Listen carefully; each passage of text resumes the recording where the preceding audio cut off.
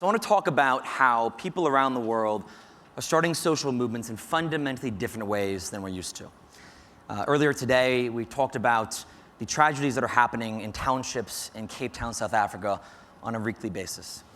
About 2 years ago, there's a woman who was walking down the street in Cape Town. She gets grabbed and thrown into a shack and raped and almost killed. And the reason is she's a lesbian woman, and the man was trying to turn her straight. This happens several times a week in Cape Town alone. It's been happening for decades.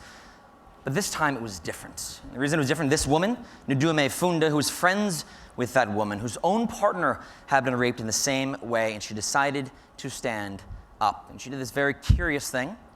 She went to an internet cafe in Cape Town and started a petition on Change.org asking the Minister of Justice of South Africa to take the issue seriously.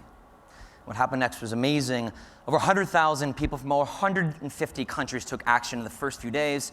National media exposure, then international. The public television station took the Minister of Justice on TV, interrogated him.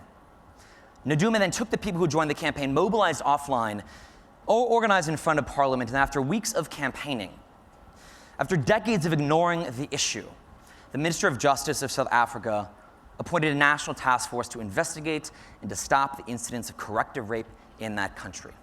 Right? Amazing story, but injustice overcome. Right? And Ndume represents what may be one of the most structurally disempowered people on earth. Right? She's an impoverished black lesbian woman in a township in South Africa, and she ran what is one of the most effective campaigns in her country this decade. Right? Incredible. But historically, it's been extremely expensive, extremely difficult to organize with other people around common interests. It's taken huge amounts of time and of resources, and because of those barriers, it strictly limited the number of social movements that could be born. But we live in a very different time. When anyone can start a campaign online and mobilize millions of people together of like mind. What's exciting about this is it's leading to hundreds of thousands of campaigns. Right, Ndume's story, it's inspiring, but what's more incredible, the number of campaigns that are being launched every single day. From women in Saudi Arabia fighting for the right to drive, there are people in India fighting local corruption and winning every single day. And it's not just there's an increase in number of campaigns, they look different than what we're used to in two important ways. First is, because they're started by individuals instead of organizations, they're rooted in personal stories that tend to transcend abstract ideas and issues and resonate in very intimate personal ways. Now, Ndume, the power of her campaign was largely a function of that personal story, and we see this every single day. One of my favorite examples of this over the past year, some of you may remember, Bank of America passes a new policy for $5 fee per month to use your own bank card last fall. And a lot of people were frustrated. But they're chaotic, they're disorganized. And it was this woman, Molly Cashpool, 22-year-old part-time nanny with 2 jobs facing financial hardship, that starts a petition on Change.org asking Bank of America to end the $5 fee. And then 300,000 people joined her for the next few weeks. She's all over the media. She's on ABC, CNN, NBC.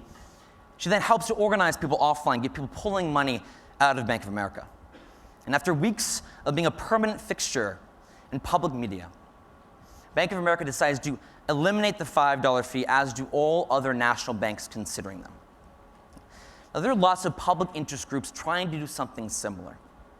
But the story of Molly is what resonated with large groups of people. It's why it spread virally online. It's why it got media exposure, and it's why it helped a recent college graduate change a policy of one of the largest banks in the country. So the second thing we're noticing that's especially unique and different from traditional movements is that rather than being big national campaigns, they're often small and particular and specific, and by virtue of that, winnable. And one of my favorite examples of this is Abby Goldstein. Abby is an 8th grader in Graysville, Illinois. And Abby, for an 8th grade project, decided she wanted to eliminate plastic in her town. So she starts a campaign asking her city council to pass a tax on plastic bags. And in a brilliant move of lobbying, the plastics industry literally passes a state-based law to make it illegal to pass taxes on plastic bags in municipalities. A brilliant move. But Abby wasn't deterred. She'd seen people like Molly before. She starts a campaign asking the governor of her state to veto the bill.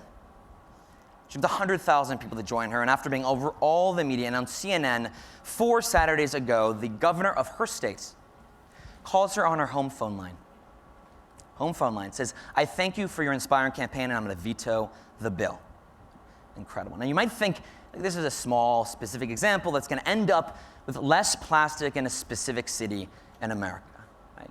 But the story doesn't end there, because her campaign has inspired kids across the country to start their own campaigns around plastic bags, right? Starting from 1 to dozens to soon hundreds. Right? And that dynamic, the dynamic of starting specific small campaigns that inspire many others, that lead to bigger change, is what we're seeing is so exciting. It's happening for almost every national issue. President Clinton was talking earlier today about this tragedy where tens of thousands of people, undocumented students in America, who often come to the country when they're young, don't even know they're not documented until they graduate from college and apply to federal student loans, are getting deported from this country. And it's a big effort around national policy to change this. But it's also happening very locally, because classmates of those kids are starting individual petitions asking their own individual friends to stop being deported, and it's winning every single day. 1, and then dozens, and now hundreds. And this is how social movements and people-powered change start, from the ground up, and from 13-year-olds. And the impact this is having that I'm most excited about, it's not just direct change that it's making, it's changing culture. One of the biggest impediments to social change is people's belief that they can't make a difference, right?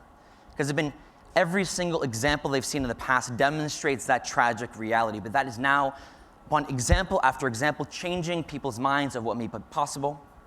When Nadume started her campaign 2 years ago, but 1,000 petitions started a month on Change.org and about 1 million users. And now it's more than 25,000 campaigns every month, more than 25,000 users, and increasing at accelerating rates. Because the reason is every victory that happens spawns and inspires more victories. Many of those win, inspire more, in a virtuous cycle of civic participation. My favorite example, perhaps for today, is this amazing campaign where about a few months ago, there's 3 16-year-old girls from Montclair, New Jersey. And they see in civics class there hasn't been a female moderator of a presidential debate in 20 years, right? For vice presidential, but not presidential. And they're outraged. And instead of writing a paper about it, they see Molly start a campaign. And they ask the Presidential Debate Commission, right, to accept a female moderator for the first time in 20 years. And what happens after is amazing and almost now potentially predictable. 100,000 people join. It appears that many other people are similarly outraged.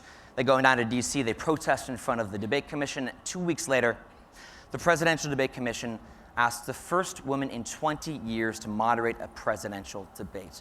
Right? Candy Crowley on CNN tonight. Because these girls.